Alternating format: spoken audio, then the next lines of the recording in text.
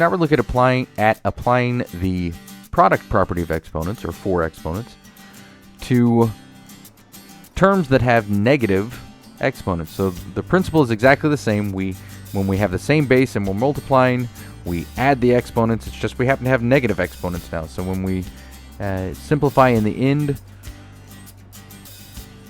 we're probably going to end up with changing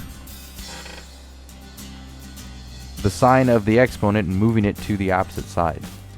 Either moving it to the numerator if it's in the denominator, or denominator if it's in the numerator. In this case, in all these problems, all of the terms are in the numerator. Their denominator is just 1. So we have in our first problem, part A, z to the negative 4 times z to the negative 5. Same base in z. So we can add the exponents. So this equals negative 4 plus negative 5. So that equals z to the negative 9th. So we'll move it to the denominator and change the sign of the exponent. So we get rid of the negative exponent. This is going to be 1 over z. I'll put that there so we can differentiate between z and 2 to make sure.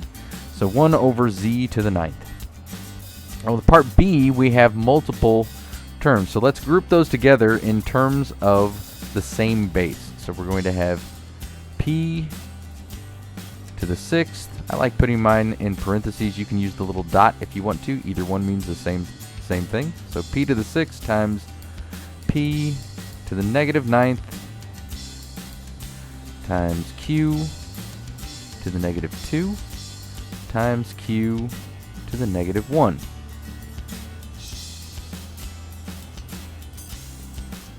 So p and p, same base.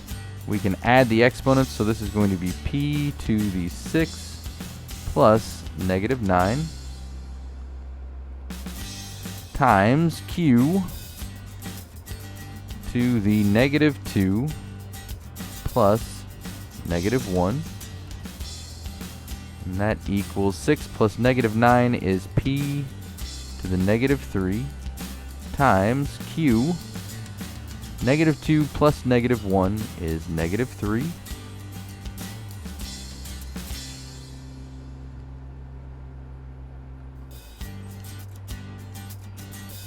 So that equals 1 over p cubed times 1 over q cubed,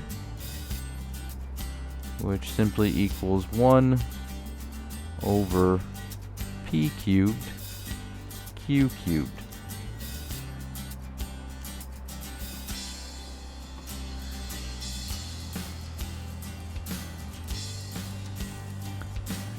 And last but not least, part C, we have some constants to group with it as well. So we have, let's go ahead and put our like terms together, and by that I just mean the part of each monomial with the same base.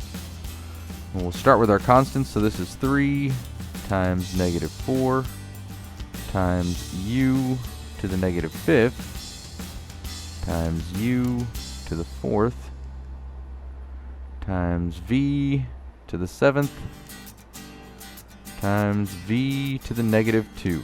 So now we have all of the terms that we can add the exponents next to one another. So 3 times negative 4 is 12 times u to the negative 5 plus 4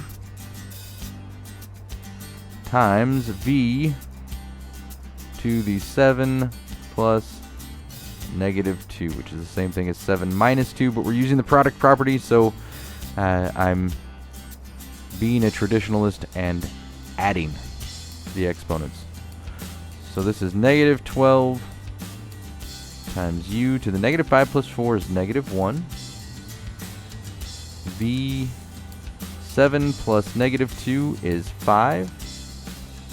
And finally, we'll move our u term to the denominator and change the sign of the exponent. So negative 12 v to the 5th over u to the 1, which is just u.